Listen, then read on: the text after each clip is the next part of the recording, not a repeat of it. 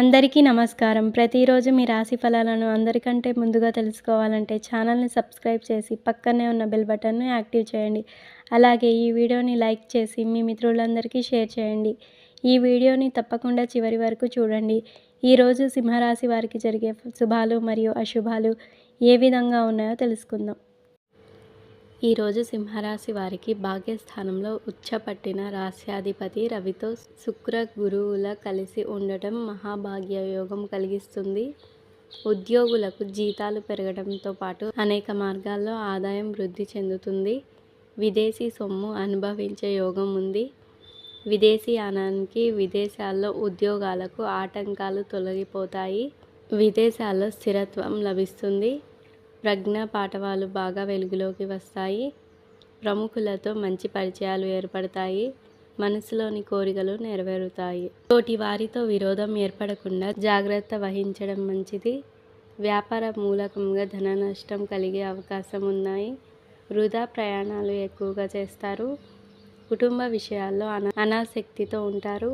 స్త్రీలు విశ్రాంతి తీసుకోవడం అవసరం. తలపెట్టిన పనులు సకాలంలో పూర్తవుతాయి. నలుగురిలో మంచి పేరు సంపాదిస్తారు.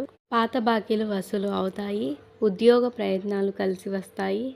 సంయమనంతో పనులు చేయడం అవసరం. రాజకీయ నాయకులు అండదండలు లభిస్తాయి. కుటుంబంతో సంతోషంగా కాలం గడుపుతారు.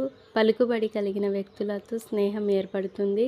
కొత్త ఉద్యోగంలో చేరతారు. ఉత్సాహంతో పనులు చేస్తారు. గతంలో నిలిచిపోయిన పనులు తిరిగి ప్రారంభిస్తారు. దుర్గాదేవి ఆలయాన్ని సందర్శించడం మంచిది. వ్యాపారస్తులకు అంత అనుకూలంగా లేదు.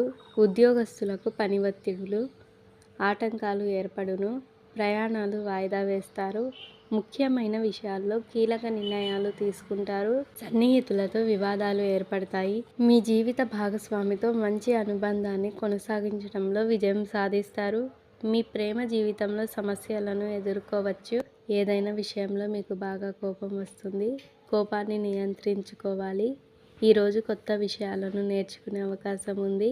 మీ ఆరోగ్యం కూడా మెరుగుపడుతుంది.